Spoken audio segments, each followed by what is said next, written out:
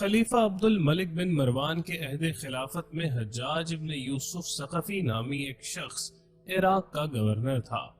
آپ اسے محمد بن قاسم کے چچا یا سسر کی نسبت سے بھی جانتے ہیں اور ایک ظالم و جابر حکمران کے حوالے سے بھی۔ یہی وہ شخص تھا جس نے حضرت عبداللہ ابن زبیر رضی اللہ عنہ کو بے دردی سے قتل کرنے کے بعد ان کی لاش کو 3 دن تک سولی پر لٹکائے رکھا، جبکہ اسی جنگ میں حجاج نے خانہ کعبہ پر سنگ باری کی اور عمارت کو نقصان پہنچایا۔ اس کے علاوہ ہزاروں معصوم لوگوں کو سخت ایذائیں دینا اور صحابہ اکرام کی بھی بے حرمتی کرنا اس کے سنگین جرائم میں شامل ہے۔ حجاج کی موت کے بعد جب قیدیوں میں شمار کیا گیا تو اس میں 1,20,000 مرد اور 20,000 عورتیں تھیں، اور ان میں 4,000 ایسی عورتیں تھیں جن کے جسم پر لباس نہیں تھا، اور یہ قیدی ایک ہی 4 دیواریوں میں قید تھے۔ قید خانے کی چھت نہیں تھی۔ جب کوئی قیدی گرمی سے بچنے کے لیے اپنے ہاتھ سے اپنے چہرے کا سایہ بناتا تو زندان کے سپاہی اس کو پتھر مارتے تھے۔ انہیں جو کی روٹی میں ریت ملا کر کھانا دیا جاتا اور پینے کے لیے کڑوا پانی دیا جاتا۔ حجاج لعین بے گناہ افراد اور بالخصوص سادات کا خون بہانے کو اعزاز سمجھتا تھا۔ ایک مرتبہ اس ملعون نے روزہ رکھنا چاہا تو نوکروں کو حکم دیا کہ اس کے لیے من پسند سحری اور افطاری کا انتظام کیا جائے۔ چنانچہ اشارہ فہم نوکروں نے اس کے لیے ایسی روٹیاں تیار کی جنہیں سادات کے خون سے گوندھا گیا تھا۔ اس لعین نے اس روٹی سے سحری اور افطاری کی۔ ملعون کو ہمیشہ اس بات کا دکھ رہتا تھا کہ وہ کربلا میں موجود نہ تھا، ورنہ وہ شمر سے بھی بڑھ کر ظلم کرتا۔ حجاج نے کوفہ و بصرہ کے درمیان شہر کی بنیاد رکھی، جہاں وہ 9 ماہ سے زیادہ قیام نہ کر سکا اور 53 سال کی عمر میں مر گیا۔ ابن خلقان کہتے ہیں کہ حجاج کو عارضہ عالقہ لاحق ہو گیا تھا۔ اس کے جسم کے اندر بچھو نما کیڑے پیدا ہو گئے تھے۔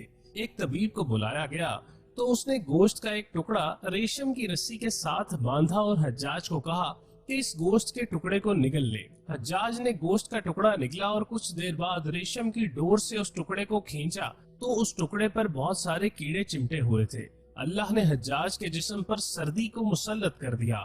اس کے اطراف میں دن رات کوئلوں کی انگیٹھیاں جلائی جاتی، لیکن وہ پھر بھی سردی سے چلاتا رہتا تھا۔ اس نے خواجہ حسن بصری سے اپنے درد و علم کی شکایت کی تو انہوں نے کہا کہ میں نے تجھے بے گناہ افراد اور بالخصوص سادات کرام کے قتل کا بارہا منع کیا تھا، لیکن تو باز نہ آیا۔ آج تو اس کا خمیازہ بھگت رہا ہے۔ حجاج نے کہا کہ میں خدا سے یہ دعائیں کرتا ہوں کہ وہ مجھے دوزخ سے آزاد فرمائے، بس میری اتنی سی دعا ہے کہ جلدی سے میری روح قبض کر لے تاکہ میں دنیا کے درد و علم سے چھٹکارا پا سکوں۔ لیکن سردی ختم نہ ہوتی۔ یہ تو تھی موت کی سختیاں، لیکن حجاج کی زندگی میں ایک واقعہ ایسا بھی ہوا جس نے اس غرور اور تکبر کے پتلے کو زمین پر دے مارا۔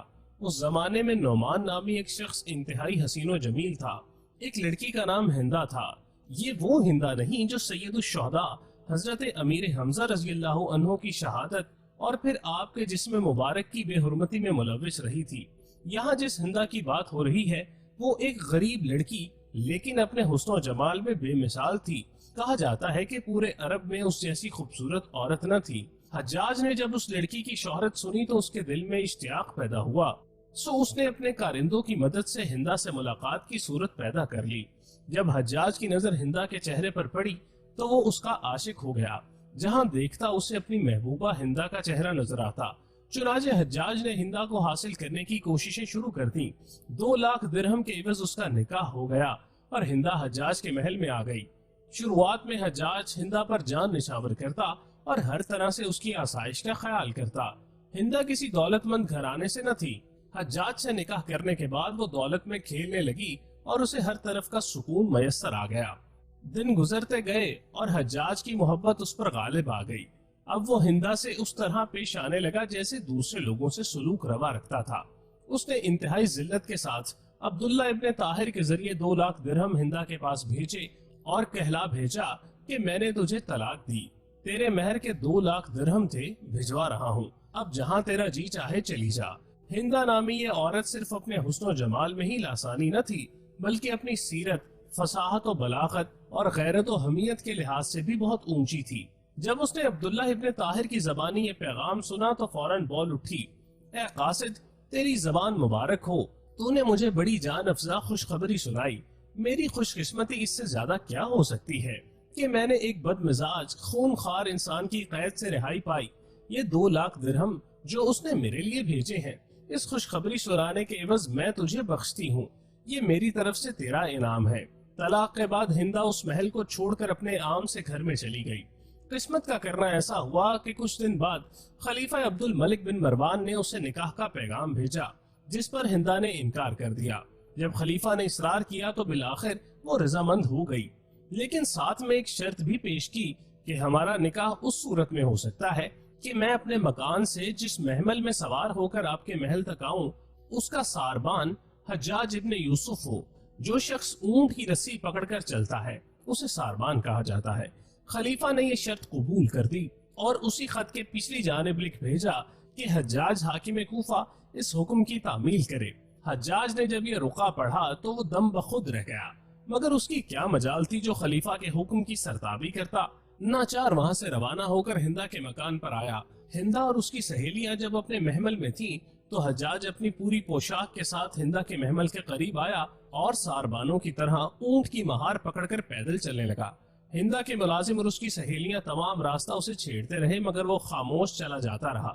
جب شاہی محل قریب آیا تو ہندا نے اپنے سوار پر سے ایک سونے کا سکہ قصدن پھینک دیا، ساتھ ہی حجاج کو آواز دی، ساربان ہمارا ایک چاندی کا سکہ زمین پر گر گیا ہے، اسے اٹھا دو۔